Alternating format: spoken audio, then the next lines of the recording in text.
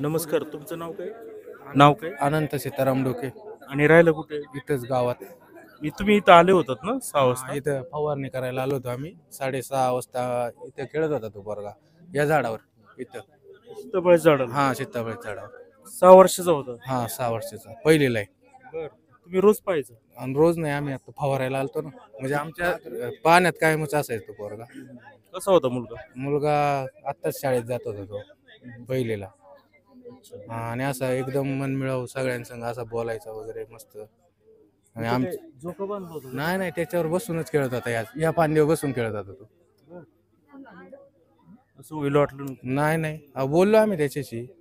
काय बोलणं झालं? तो गाड्याचा नाद होता त्याला ना, असं ते अलाउन्सिंग भिर. त्याने आम्हाला ते भिर करून दाखवलं मगाशी. बर. आणि आम्ही घरी जाऊन हातपाय धुतलं, जेवणच झालं आणि त्या इथून फोन आला का ते पोराला असं झालं वाघाने पकडलं. सारखा आता तुमच्या डोळ्यासमोर आहे. दिसतोय दिसतोय.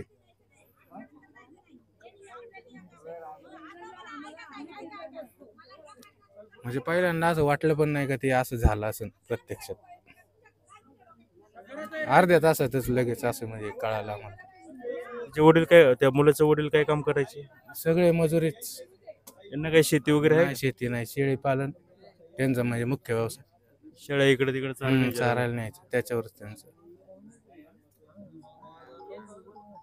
आता वन खातं आले, काय अपेक्षा आहे त्यांच्या? अपेक्षा काय, आता ते नुसते आश्वासनं देणार, देऊन पण झाली त्यांची.